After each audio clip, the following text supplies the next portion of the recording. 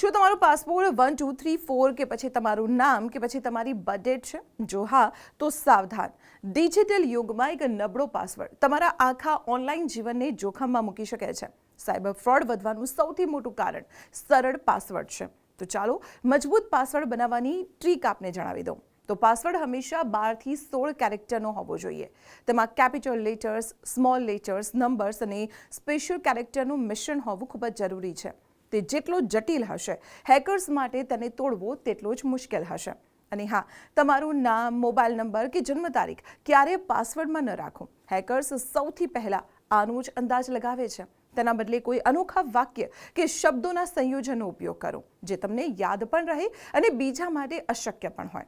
ઘણા લોકો દરેક એકાઉન્ટ માટે એક જ પાસવર્ડ રાખે છે, જે સૌથી જોખમી છે. જો એક પ્લેટફોર્મ ડેટા લીક થાય તો તમારા બધા એકાઉન્ટ જોખમમાં મુકાઈ શકે છે.